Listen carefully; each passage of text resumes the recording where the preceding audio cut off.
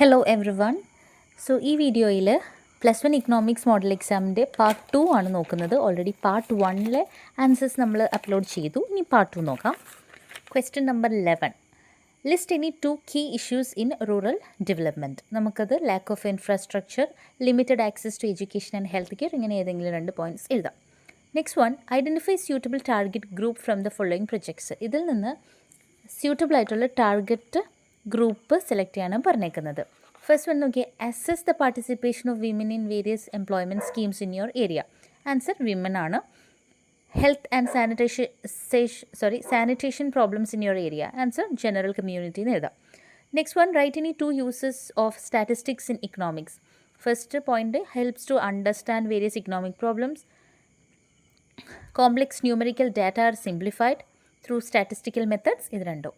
Next one, list any 2 features of correlation coefficient. എന്താണ്? R has no unit. A negative value of r shows and inverse relation. 15th one, mention 2 interesting properties of arithmetic mean. Simple to understand, easy to compute, it is reliable. ഇതൊക്കെ എഴുതാം. Then 16th one, mention any 3 features of Indian industrial sector under British rule. ഏതൊക്കെയാണ്? Destruction of Indian handicraft industries, massive unemployment, India became a market for British goods. ഏതെങ്കിലും 3 points. Illustrate outsourcing as an outcome of globalisation. ആദ്യം outsourcing എന്താണ്?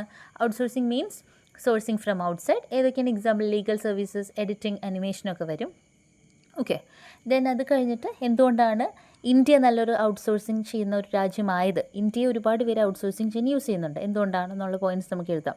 കാരണം ഇവിടുത്തെ skilled man power, പിന്നെ English language proficiency, അതൊക്കെ ഇതിൽ എഴുതാം. Then next one, mention the economic activities in secondary sector of N economy.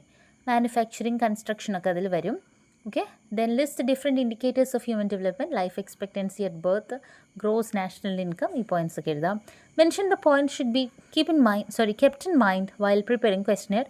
It should not be too long. Question should move from general to specific. Questions should be precise and clear. ഇതൊക്കെ cancel വരുന്നതാണ്. ഇനി next part അടുത്തൊരു വീഡിയോയിൽ ചെയ്യാം.